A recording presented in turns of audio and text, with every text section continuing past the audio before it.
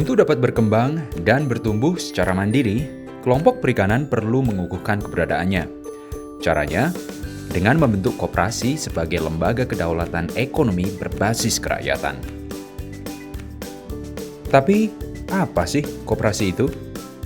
Menurut Undang-Undang Nomor 25 Tahun 1992 tentang Perkoperasian, koperasi adalah badan usaha yang beranggotakan orang perorangan yang berbadan hukum sekaligus gerakan ekonomi rakyat yang berdasarkan azas kekeluargaan. Sebagai upaya pemberdayaan dan perlindungan pelaku utama sektor kelautan dan perikanan, Kementerian Kelautan dan Perikanan bekerja sama dengan Kementerian Koperasi dan Usaha Kecil dan Menengah guna mendorong tumbuhnya koperasi-koperasi baru. Melalui para penyuluh perikanan, setiap individu pelaku utama akan didampingi untuk membentuk kelompok, kemudian diusulkan menjadi sebuah koperasi. Namun, kelompok perikanan yang dapat diusulkan menjadi koperasi hanyalah kelompok yang dinilai sudah siap, baik secara teknis dan manajerial. Atau, dengan kata lain, kelompok perikanan kelas madya dan utama. Untuk itu, penyuluh bertugas membina agar kelompok pemula naik kelas menjadi madya dan madya naik kelas menjadi utama.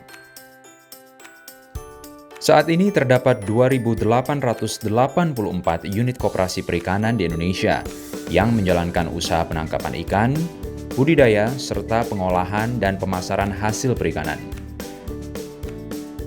Jumlah ini setara dengan 2,09% dari total koperasi yang ada di Indonesia. Dari jumlah tersebut, koperasi perikanan yang aktif baru 1.687 unit dan 271 unit diantaranya telah bersertifikat NIK. Melihat besarnya potensi perikanan Indonesia, jumlah ini terbilang kecil. Terlebih, koperasi sendiri memiliki segudang manfaat. Koperasi dapat mewujudkan kesejahteraan anggotanya, meningkatkan pendapatan, menciptakan lapangan kerja baru untuk mengurangi pengangguran, dan mengurangi kemiskinan.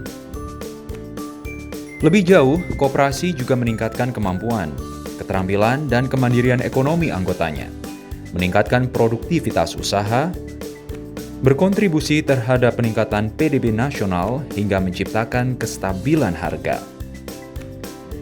Bukan omong kosong, segala manfaat ini telah dibuktikan koperasi Santo Alvin Pratama. Menjalankan usaha penangkapan, pembelian, dan pemasaran ikan, serta distributor es, koperasi Santo Alvin Pratama telah berhasil memberdayakan banyak tenaga kerja dan memiliki mitra kerja di berbagai daerah.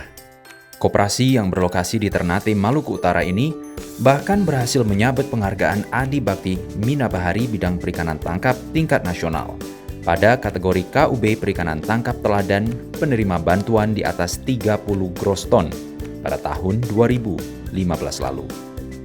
Gimana? Menarik sekali bukan? Lalu, bagaimana cara membentuk koperasi?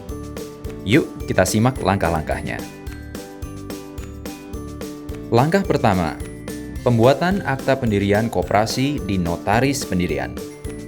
Akta pendirian koperasi ini memuat beberapa informasi, di antaranya akta nama dan tempat kedudukan, maksud dan tujuan serta bidang usaha yang ditekuni, ketentuan keanggotaan, ketentuan rapat anggota, ketentuan pengelolaan, ketentuan permodalan, ketentuan jangka waktu berdirinya, dan ketentuan pembagian sisa hasil usaha, serta ketentuan sanksi.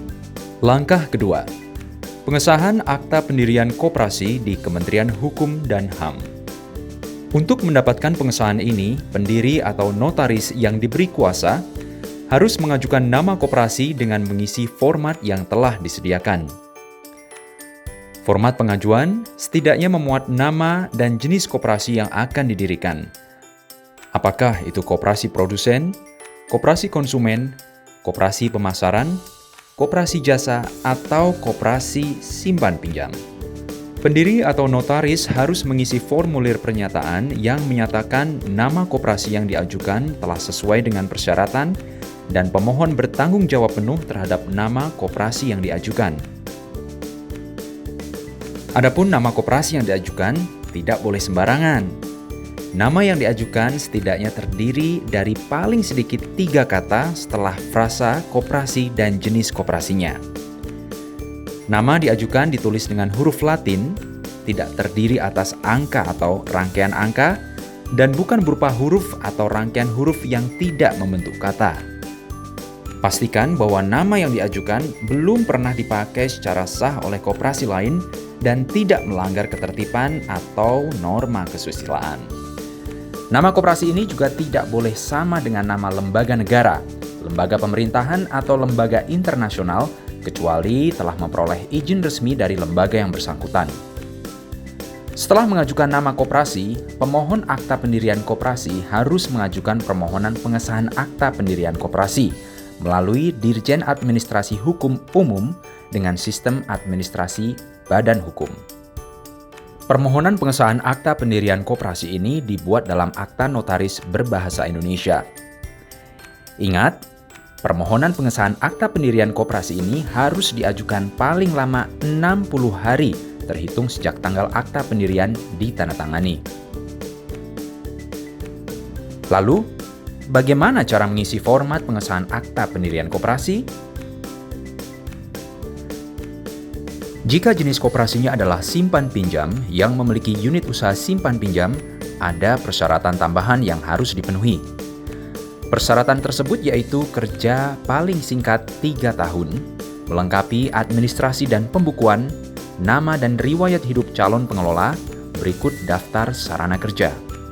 Selain itu, pemohon wajib mengisi pernyataan elektronik yang menyatakan kesesuaian format pengesahan akta pendirian koperasi dan keterangan mengenai dokumen pendukung dengan ketentuan peraturan perundang-undangan serta bertanggung jawab penuh terhadap format pendirian koperasi dan dokumen pendukung. Jika langkah-langkah tersebut telah diikuti secara tertib dan benar, koperasi baru dan harapan baru sudah di depan mata. Tapi ingat, tugas kita bukan hanya membangun koperasi loh, tetapi juga melakukan pembinaan agar koperasi tetap aktif dan produktif. Oleh karena itu, penyuluh perikanan melakukan pembinaan melalui kegiatan berikut. Pertama, mengidentifikasi dan menetapkan koperasi sektor kelautan dan perikanan yang menjadi target pelaksanaan binaan koperasi sektor kelautan dan perikanan. Kedua, melakukan bimbingan, konsultasi, bantuan teknis, dan advokasi. Ketiga, melaksanakan tugas pendampingan teknis dan kelembagaan koperasi sektor kelautan dan perikanan.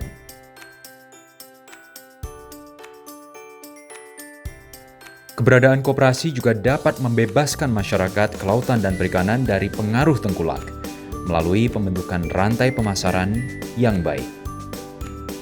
Menarik bukan? Dengan koperasi, mari kita satukan kekuatan. Bergerak bersama, mewujudkan masa depan insan kelautan dan perikanan yang lebih cerah dan bergairah.